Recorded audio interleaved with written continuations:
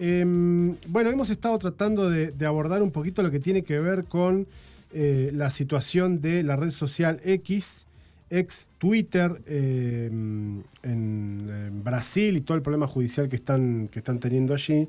Y como para poder seguir ahondando un poquito eso y también hablar un poco de lo que tiene que ver con los derechos digitales que tenemos las personas, vamos a hablar con Paloma Lara Castro, que es directora de políticas públicas de la organización Derechos Digitales de Latinoamérica o Derechos Digitales Latinoamericana. ¿Cómo estás, Paloma? Gonzalo Benito Zamora y Carolina Masdeu te saludan desde Ushuaia. Hola, ¿cómo están? Muchas gracias por la invitación. Gracias a vos por atendernos. ¿Dónde estás vos en este momento? Ahora mismo estoy, de hecho, en Brasil, pero soy de Paraguay. Como le comentaba un poco la productora, somos una organización, bueno, Derechos Digitales es una organización que opera a nivel regional. Entonces, eso implica, por un lado, que tenemos una mirada más amplia de lo que es la región, si bien trabajamos también a nivel local a través de alianzas con organizaciones aliadas, pero también tenemos un staff que está bastante diverso y compuesto de diferentes países dentro de la Claro, región, lo cual apunta a una representatividad también dentro de ella. claro. Paloma, bueno, ¿cómo están analizando ustedes lo que está pasando en Brasil, este planteo que están haciendo desde la justicia brasileña de, por lo que nosotros tenemos entendido, ¿no? Haberle pedido a la red social que diera de baja algunas cuentas que estaban siendo investigadas por posibles participaciones, por lo menos en términos de alguna manera, Sí, generando como una especie de sí, atentado. motivar el golpe, el intento de golpe de Estado en Brasil y que la respuesta de Elon Musk y de la red social X fuera casi como no darle bola directamente a un país soberano como es Brasil, ¿no? Exactamente, Gonzalo, ese es el escenario ahora mismo. Ahí lo que hay que entender, como bien lo mencionabas, que esto está en conexión con una investigación que a su vez es una investigación confidencial. Esto es importante de marcar porque lo que implica esta confidencialidad de la investigación es que no tenemos todos los elementos, y me refiero a que la sociedad no tiene todos los elementos de información sobre lo que está pasando dentro de esa investigación judicial. Ahora bien, esa investigación judicial, como bien lo mencionabas, hace que se emitan órdenes judiciales a Twitter o ex Twitter, ahora mismo X, con el objetivo de que, por un lado, entregue datos de perfiles identificados como parte de esta investigación dentro de un contexto de golpe de Estado, como lo mencionabas, y por otro lado, que bloquee estas cuentas dentro de esta red social, ¿no? Entonces, acá lo que ocurre es que tras que el Estado emite estas órdenes judiciales e intenta por varios medios de que se cumplan, esta decisión sigue no solo incumplida, sino, como bien lo mencionaste, hay una postura pública por parte del CEO de Twitter o X, donde abiertamente, por un lado, se niega al cumplimiento de estas órdenes judiciales y por otro lado cuestiona un poco de manera directa, de hecho, la relevancia de las decisiones judiciales de países como Brasil, que, como bien lo mencionabas, tiene una trayectoria democrática importante y a su vez se posiciona como un país que tiene una ley destinada a regular Internet, que es el Marco Civil de Internet, que tiene más de 10 años, donde dentro de esta legislación se contempla que como última medida, tras un incumplimiento de parte de estas empresas, se puede aplicar la medida más gravosa según este marco civil, que es el de la suspensión inmediata y temporal de X. Bien. Ahora bien, sí. Ahora bien, el tema es, de nuevo volviendo al planteo, cómo se emiten estas órdenes, se tratan por varios medios de hacerla cumplir, no se cumplen las órdenes judiciales, se Sí. aplica entonces la medida más gravosa. Ahora bien, esta medida, como les menciono, está amparada por una legislación, es decir, podríamos decir que bajo la ley que la regula es legal. Ahora bien, también es importante considerar dentro de esta discusión si es que la medida en sí es proporcional y sobre todo considerando a la luz de los estándares interamericanos y a la luz de que, si bien es una decisión que por un lado está orientada a que X cumpla con estas órdenes judiciales iniciales que se mencionaban, por otro lado, sus impactos o a quién le está afectando esta decisión es a millones de usuarios que no tienen que ver o que no están involucrados en este proceso judicial penal que a su vez, como decía anteriormente, es confidencial. Entonces cabe preguntarse en este escenario, por un lado, ¿qué medidas entonces tienen los estados latinoamericanos frente al incumplimiento abierto de una empresa? Ahí recordar que ninguna empresa está por encima de la ley.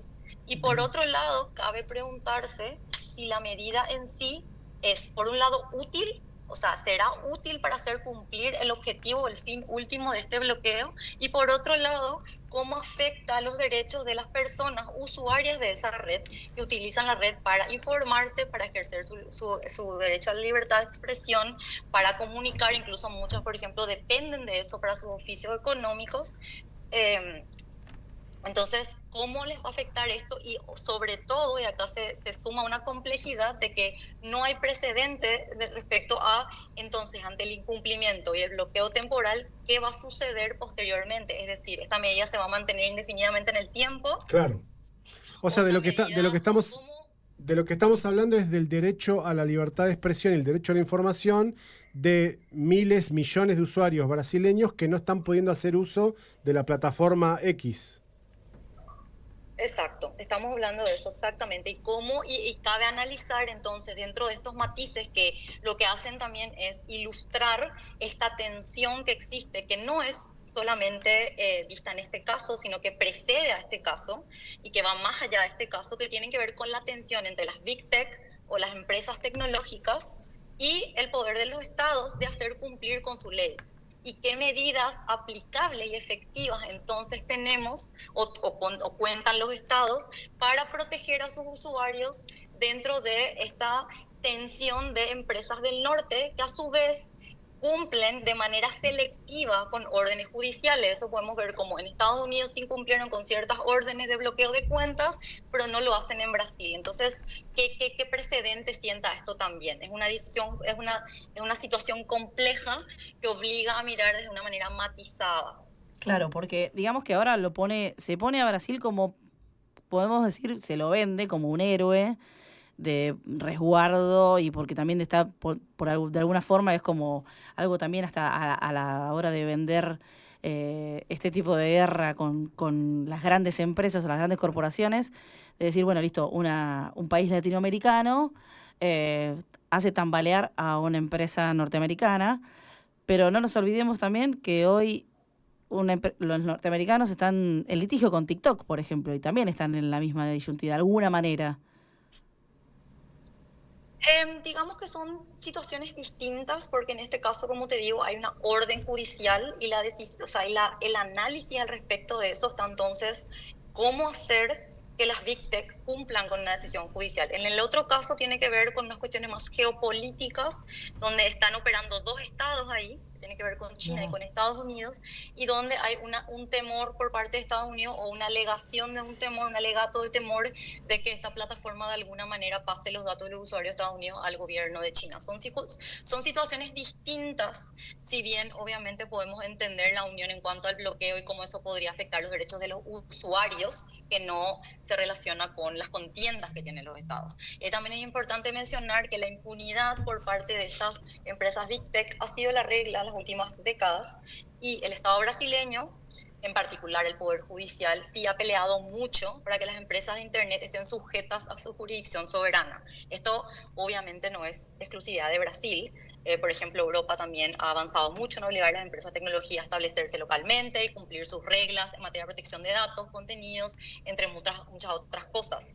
También, por otra parte, como mencionaba, las estrategias de las Big Tech por evadir sus responsabilidades son múltiples y van desde el intento del CEO de X de retirar sus oficinas de Brasil y como si fuese que con eso sus obligaciones van a desaparecer. Claro. Pero tampoco es importante también mencionar en este contexto que estamos hablando más grande que Brasil, que no es posible imaginar que solo un país va a ser capaz de cambiar este escenario de tensiones y de poderes, ¿no? Que además tienen sus efectos en la jurisdicción, lo cual obliga a repensar muchas veces la ley en virtud a esta evolución tecnológica exponencial, ¿no? Entonces, es importante que miremos esta situación de una manera balanceada, por un lado, o sea, de una manera que tome en cuenta la importancia de las decisiones judiciales y el marco del Estado de Derecho, pero que por otra parte tenga una mirada crítica sobre si es que estas medidas son proporcionales en cuanto a los derechos de los usuarios de las plataformas y cómo eso va a afectar sobre todo cuando consideramos que en Brasil está en un contexto electoral municipal. Entonces, ahí hay que ver cómo eso va a operar también en libertad de expresión, acceso a la información, etcétera. Por ejemplo, si nos ponemos a pensar, si vemos noticias, por ejemplo, hoy en día,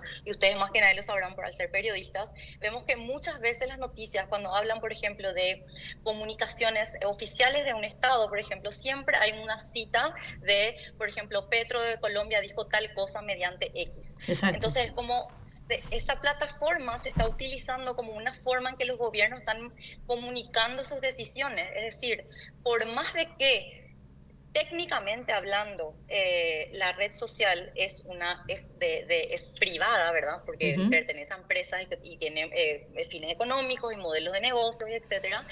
Operativamente opera como un espacio público, justamente por su posibilidad de incidir en el discurso público y político y por estar accediendo a información. Entonces es una situación compleja. Muy compleja. Ahora, me gustaría preguntar también dentro de esta organización que es Derechos Digitales, ¿cuáles son los pros y los contras que ven de esta situación en Brasil? Bueno, y es un poco lo que Extenso. estaba comentando hace rato, ¿verdad? O sea, creemos que sí existe esta tensión evidente y que hay que mirarlo de una manera balanceada. Ahora bien, hay que ver y estar muy atentas, que esto también es importante mencionar, esto está en desarrollo. Es decir, como les mencionaba hace rato, por un lado, la discusión de las empresas y las responsabilidades de las Big Tech frente a usuarios, por ejemplo, del sur, es una problemática preexistente y persistente, ¿no? Entonces, eso por un lado, y por otro lado, entender cómo, de vuelta con lo que mencionábamos hace rato, de si esta medida supone ser temporal y supone tener un fin concreto de cumplimiento por parte de la empresa, que no se está dando por el momento, ¿cuál será el siguiente paso? ¿Cuál será la medida que prevalecerá y con qué herramientas contará el Estado para hacer frente a esto? Eso también nos hace pensar en con qué medidas contarán otros estados que tengan situaciones similares. Y por otra parte, como decíamos al inicio, pensar de que actualmente ya no podemos ver a un bloqueo de un sitio entero como una medida capaz de ser proporcional. Hay que repensar eso, será proporcional en este contexto. Y ahí sobre todo me gustaría un poco destacar algunas cuestiones desde los estándares interamericanos, donde el estándar interamericano, o sea, del sistema interamericano, que es donde también, o sea, lo que todos los estados de Latinoamérica están sujetos, es que los bloqueos están permitidos como último recurso cuando es que hay una ley proporcional y razonable que contemple la medida. Ahora, analizando de nuevo entonces, el bloqueo en este caso se impuso luego de haber de 4 decisiones combinando cumplir la orden de bloqueo y de ser incumplidas. Y de que la multa económica proporcionada no tuvo ningún efecto o incentivo, ¿no? Entonces, en términos de cómo fue escalando, parece que el bloqueo habría sido un último recurso, pero de nuevo, o sea, hay que preguntarse, ¿este recurso es proporcional? Y ahí volver a qué dice el sistema interamericano al respecto. El sistema interamericano dice que las medidas de bloqueo, filtrado de contenidos tendientes a combatir el discurso de odio son medidas de última ratio y solamente deben adoptarse necesarias y proporcionales, ¿verdad? Entonces, en algunos casos se habilita, por ejemplo, para convertir discursos de odio, pero ahí tenemos que preguntarnos cómo hacer proporcional una medida que por la arquitectura de las plataformas, como son las redes sociales, no es posible aplicar sin afectar a la generalidad de usuarios del servicio. Claro, es un desafío enorme, ejemplo, porque el asunto es ¿cómo haces para obligar? Una cosita, sí, que el bloqueo se pensó originalmente desde el sistema interamericano, acá para precisar un poco las diferencias, para que se entienda un poco mejor, es que se pensó sobre sitios web, donde por ejemplo se bloquea la URL, por ejemplo sobre una situación donde esté una foto donde esté violentando derechos de autor, por ejemplo. Pero el servicio no queda fuera de línea para todos los usuarios. Entonces, en una red social, bloquear una URL no existe, no hay algo así. Claro. Entonces, el único bloqueo posible es de todo el servicio.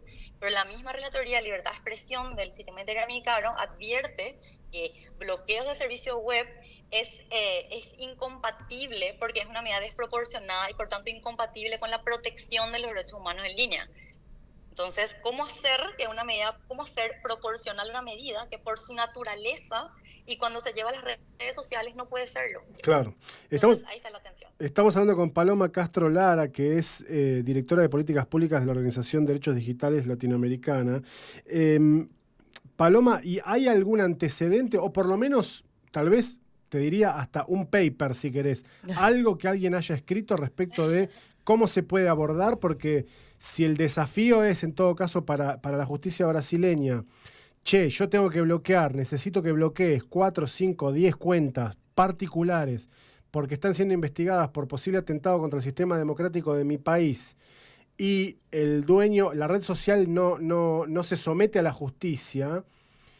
Bueno, ¿cómo hacer entonces para actuar justamente en este conflicto de intereses entre una plataforma que no se sujeta a las leyes vigentes en determinado país soberano, sin afectar tampoco el derecho de miles o millones de usuarios? Exacto, bueno, esa es una gran pregunta, que es justamente la pregunta que está ahora en desarrollo. Pero no hay ningún país en donde no hay ningún antecedente.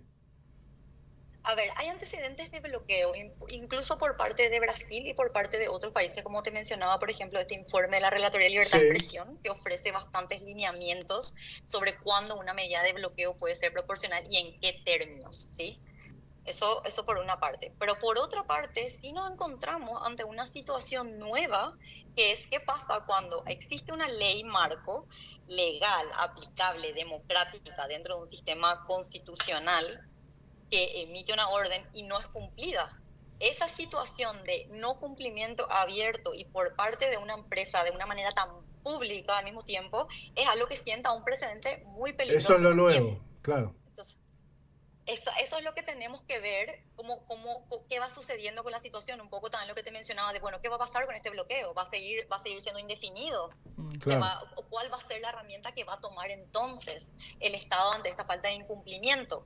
Entonces, hay que ver cómo estos juegos van operando, y ahí nos es importante hacer bastante mención a la necesidad a la necesidad del marco internacional de derechos humanos, de empezar a plantear y repensar cómo y de qué manera generar un balance entre, como vos decías, que se puede aplicar una orden judicial sobre cuentas determinadas que no afectan a un servicio entero, y cómo hacer, por el otro lado, que las empresas cumplan con esa medida de una manera proporcional. Claro, porque también ahí hay que ver, como es confidencial la investigación, como te mencionaba, sí, también hay que ver cuáles son los argumentos o las pruebas con las que cuenta el Estado para pedir ese bloqueo. Claro. Entonces hay todo un sistema que falta ahí de parte de información, por eso es una noticia en desarrollo, sí, y por eso por ahora es necesario adoptar un enfoque que trascienda las posturas simplistas o radicales, en lugar de hacer eco de una polarización existente que no está considerando las complejidades, por un lado, sociotécnicas y jurídico-legales del problema. Entonces, a medida de que esto siga en desarrollo, o sea, el caso de que en Brasil siga en desarrollo y se conozcan mayores detalles de estos contenidos de las decisiones judiciales, hay que avanzar un poco en análisis donde se tenga la importancia de la libertad de expresión como una responsabilidad de los actores privados en la esfera pública global, el cumplimiento de estándares internacionales de derechos humanos y la importancia de actualizarlo, como te mencionaba, de cara al estado del arte tecnológico actual y el rol de la justicia en la aplicación de la ley y los retos que enfrentamos en esa área. Claro, o sea, hay varias puntas acá que deberían de ser necesariamente analizadas, desarrolladas y debatidas, y donde el sistema internacional de derechos humanos juega un rol central. Por eso deberíamos de ver cómo esto va avanzando. Da la sensación que es necesario más o menos que en la ONU se pongan de acuerdo en qué es lo que hay que hacer, sí, y que después las empresas que tienen presencia en todos los países del mundo, excepto tal vez en China y en algunos otros lugares así más cerrados, de alguna manera se sometan a esa voluntad que es soberana de los países. Ahora, eso también, no sé cómo lo ves vos, es una reflexión casi, pero en forma de pregunta, que es ¿qué es lo que pasa con esos derechos que tenemos las personas esa necesidad de poder ejercer la soberanía de los países con una herramienta o con una serie de herramientas como son las redes sociales, que también tienen un juego geopolítico. Exacto, exacto.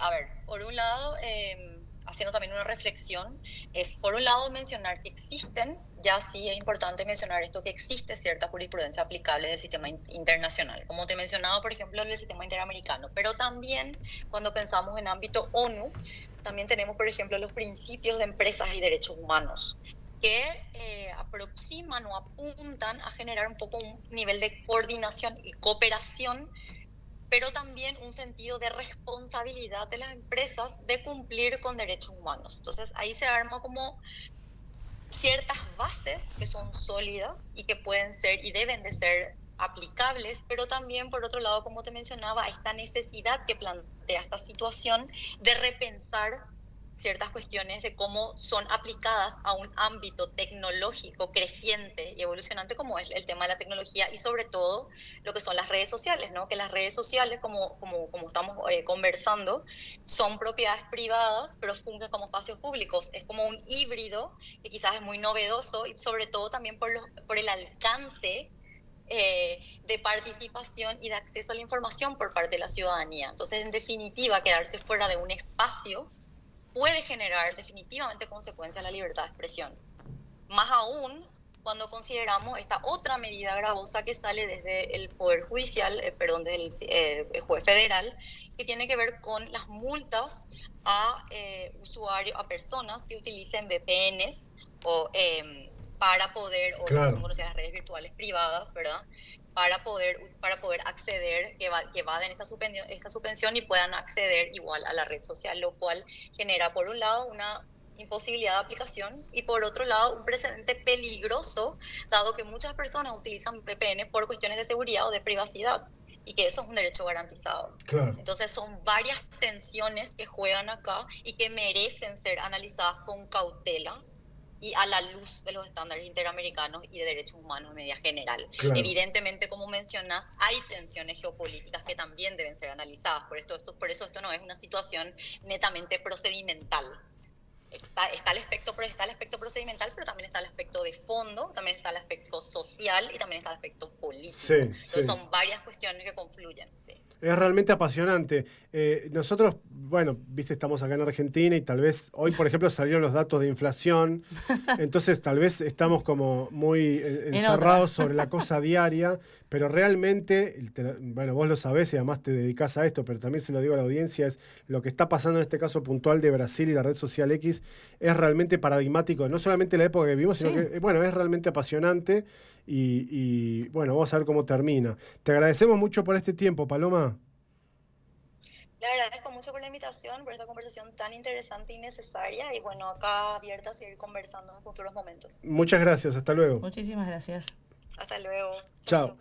Paloma Castro Lara, hablábamos con ella, está en Brasil en este momento, que es donde, el meollo de la situación, donde se están sucediendo los eventos que involucran lo digital y lo real, ¿no? Es interesante. Pero como podrás ver, es que no hay una luz en el camino, porque es como eterno. Estamos viviendo el momento. Exacto. Está el barco atravesando la tormenta. Está, la verdad que es realmente espectacular.